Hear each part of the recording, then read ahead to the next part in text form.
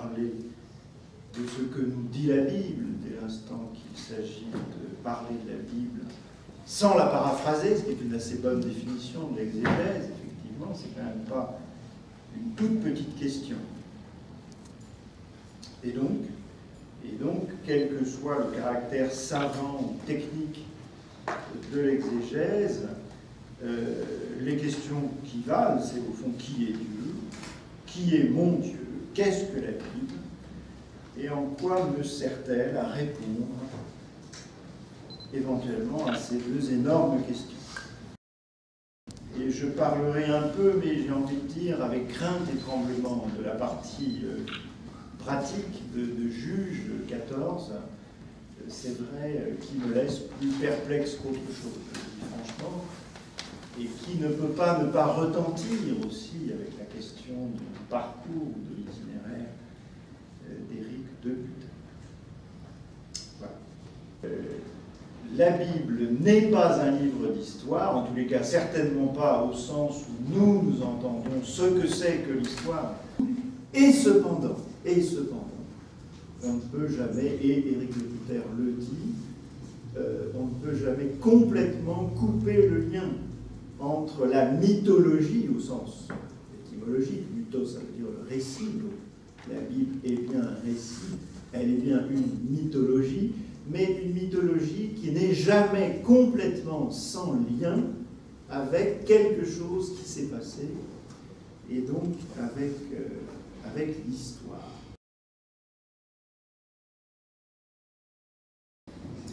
Et donc, au travers de cette définition qu'il donne de la Bible, il donne d'une certaine manière sa théologie, effectivement, à savoir que Dieu est celui qui parle.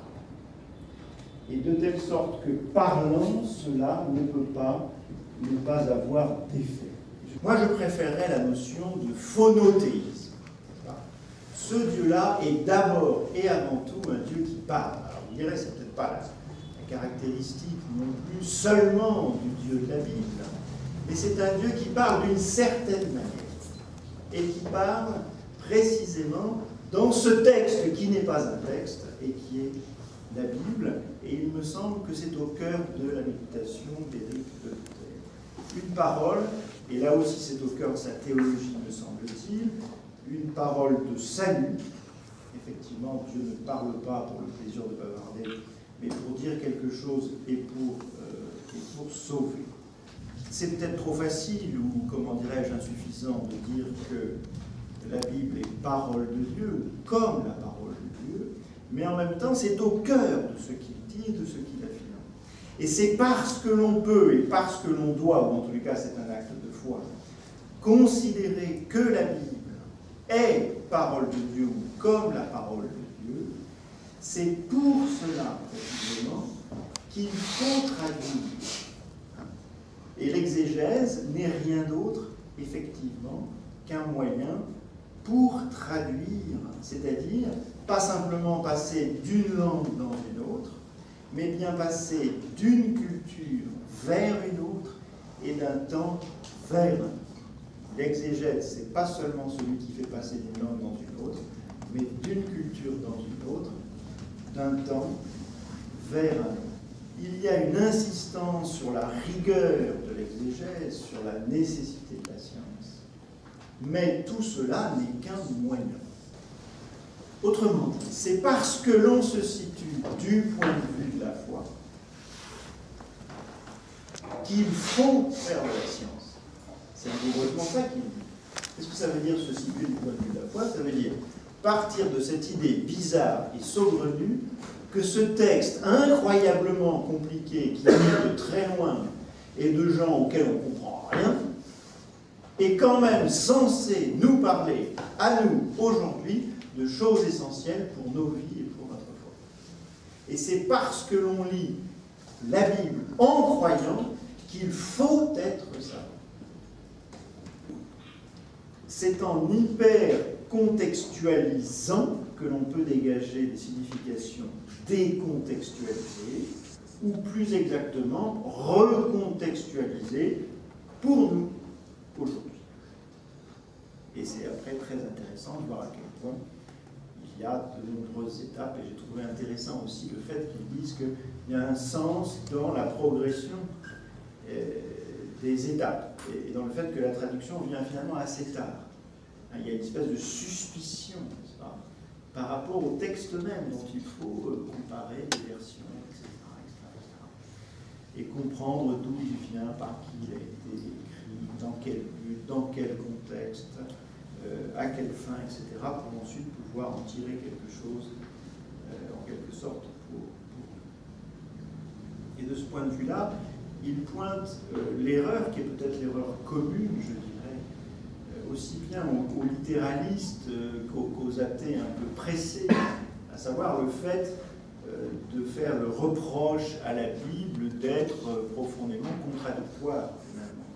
Et ce qu'il dit, c'est qu'au fond, les contradictions que l'on reproche à la Bible ne sont pas les contradictions de la Bible, ce sont les nôtres. Pourquoi? Tout simplement parce qu'on projette sur la Bible ce qu'elle n'est pas. La Bible n'est pas un texte. Voilà. Et qu'il s'agit en aucune manière de quelque chose qui serait sorti justement de la tête de Dieu, en quelque sorte, qui voudrait nous expliquer purement et simplement du début jusqu'à la fin notre roman, mais c'est sorti de la tête des hommes en relation avec Dieu et avec leur propre foi pour raconter leur corps à corps et leur cœur à cœur avec Dieu. Et s'il y a des contradictions, encore une fois, elles ne viennent que parce qu'on projette sur la Bible une structure qui ne lui appartient en aucune manière. Et c'est la raison aussi pour laquelle il est profondément stupide de se livrer au jeu de la bataille des versets, en quelque sorte. Parce que précisément, on trouvera toujours des versets profondément contradictoires. La Bible est l'histoire de la prise de conscience progressive par les hommes de la création, de la révélation, de l'alliance, de la loi, du péché et du mécanisme du salut offert par Dieu à sa création. Au fond, là, il y a trois formes de théologie. Il y a la théologie naturelle, qui, à mon avis, n'est pas pratiquée par les théologiens, mais par les philosophes. C'est-à-dire, au fond, on peut toujours se poser des questions sur l'existence de Dieu, une cause première, que sais-je encore. Et donc, voilà, c'est l'idée de Dieu, et c'est une question évidemment capitale à laquelle on ne peut pas échapper. Et puis, il y a cette discipline un peu bizarre qui est, à mon avis, le génie de l'Église catholique, ce que l'Église catholique appelle la doctrine sacrée, et qui consiste à vouloir, coûte que coûte, faire un lien et une convergence entre la théologie naturelle et puis une théologie révélée qui entre dans l'histoire via précisément l'histoire, et via notamment l'Ancien et le Nouveau Testament.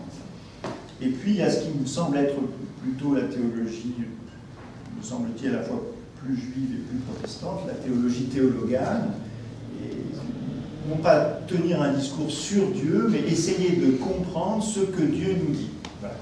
D'où le caractère capital, évidemment, de la Bible et de l'exégèse, et pas simplement sola scriptura, comme si on était enfermé, mais prima scriptura, c'est-à-dire l'écriture en premier, et à laquelle il faut toujours revenir à condition qu'on ait compris que l'écriture est faite pour être lue et non pas pour être isolée. Voilà ce que j'ai entendu dans le travail exégétique d'Éric de Luther, et qui me paraît, de ce point de vue-là, tout à fait intéressant et une voie absolument nécessaire. Je dirais aussi qu'au fond, ce qu'il semble dire, enfin qu'il dit, même, me semble-t-il, même s'il ne le dira pas avec les mots que je vais employer, au fond, pour qu'un exégète fasse bien son travail d'exégète, il faut qu'il pense à être un bon pasteur.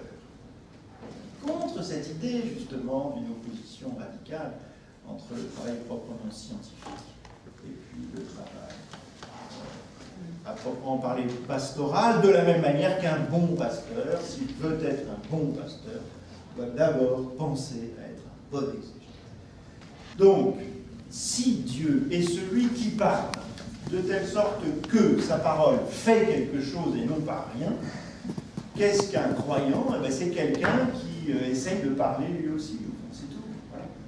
C'est-à-dire qui essaye d'exister.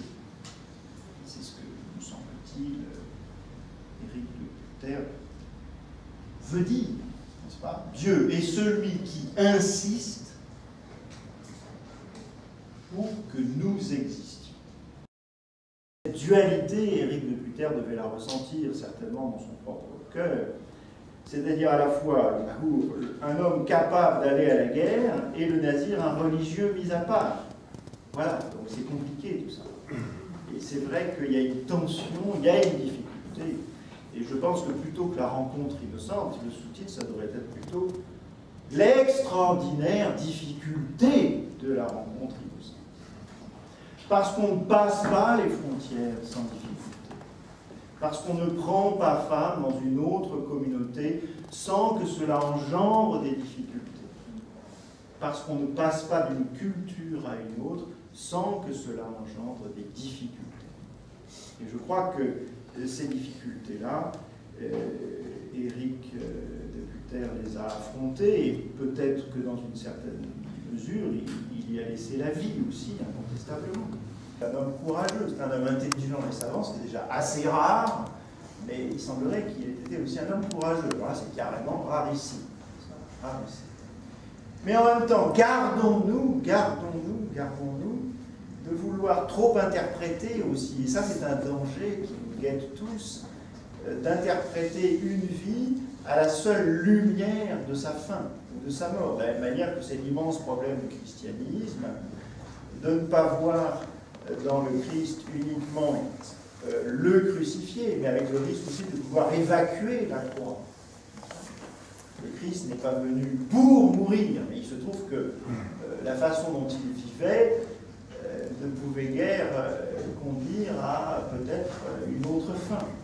Il faut toujours se méfier de ces téléologies, si vous voulez, qui nous font comprendre tout à la lumière d'une fin et d'une fin tragique. Voilà. Donc je crois qu'au travers de Samson, il y a aussi la tension, et qui pour moi n'est pas dépassée. Et j'ai beaucoup de mal à voir dans Samson uniquement un sympathique acteur du dialogue interreligieux, non, et interculturel. Il y a une tension indépassable, et à mon avis cette tension elle est indépassable dans la Bible et puis dans la vie, entre le Dieu ethnique et le Dieu éthique.